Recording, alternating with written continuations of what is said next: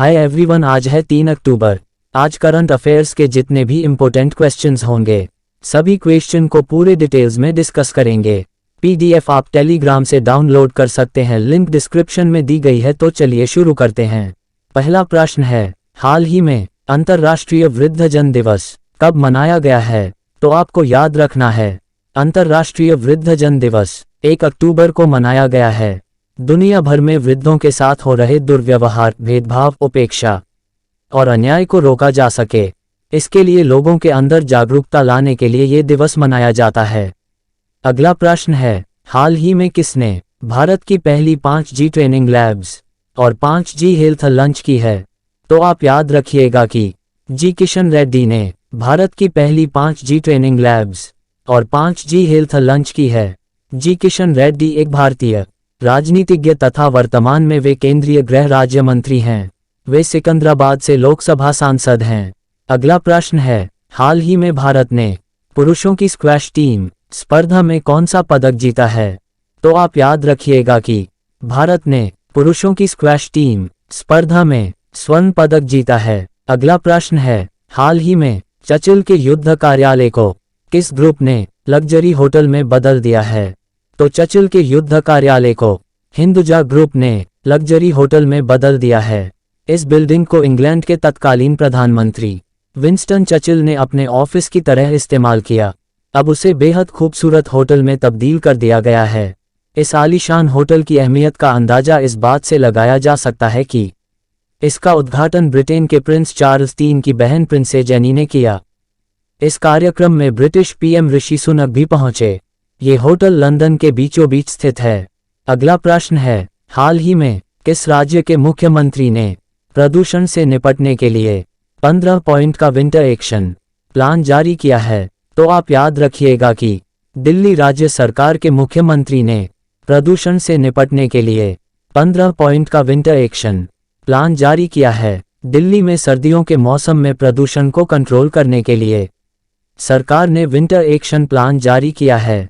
इसमें 15 पॉइंट पर फोकस किया है।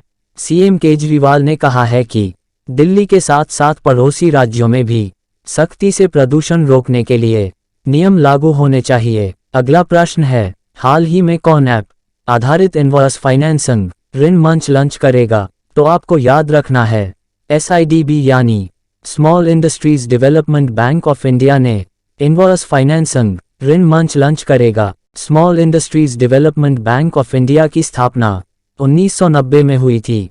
इसका हेडक्वार्टर लखनऊ में स्थित है। इस बैंक के MD और CEO श्री शिवसुब्रमणियन रामन हैं। अगला प्रश्न है, हाल ही में भारत कहाँ पता ट्रैवल मार्ट 2023 की मेजबानी करेगा? तो आपको याद रखना होगा कि भारत नई दिल्ली में पता ट्रैवल मार्ट 2023 की मेजबानी करेगा। पता ट्रैवल मार्ट एशिया प्रशांत अंतर्राष्ट्रीय यात्रा व्यापार की सबसे बड़ी प्रदर्शनी है जो हर साल विभिन्न स्थानों पर आयोजित की जाती है। इसमें दुनिया के 60 देशों के लगभग 1000 प्रतिनिधि भाग लेते हैं। अगला प्रश्न है, हाल ही में हापर कॉलिंस ने किसके द्वारा लिखित पुस्तक the day I become a runner की घोषणा की है? तो आप याद रखिएगा कि हापर कॉलिंस ने S चट्टोपाध्याय के द्वारा लिखित पुस्तक the day I become a runner की घोषणा की है। अगला प्रश्न है, हाल ही में कानून, तकनीक और न्याय पर उत्तर क्षेत्र एक सम्मेलन कहाँ हुआ है? आप याद रखिएगा, नैनीताल में कानून, तकनीक और न्याय पर उत्तर क्षेत्र एक सम्मेलन हुआ है। अगला प्रश्न है, हाल ही में भारत ने निपाह वायरस के प्रकोप से निपटने के लिए मोनोक्लोन एंटीबॉडीज खुराक के लिए किस देश से संपर्क किया है? तो भारत ने निपाह वायरस के प्रकोप से निपटने के लिए मोनोक्लोन एंटीबॉडीज खुराक के लिए ऑस्ट्रेलिया देश से संपर्क किया है। अगला प्रश्न है, हाल ही में टाइम्स वर्ल्ड रैंकिंग 2024 की 91 भारतीय विश्वविद्यालय की रैंकिंग में कौन शीर्ष पे रहा है?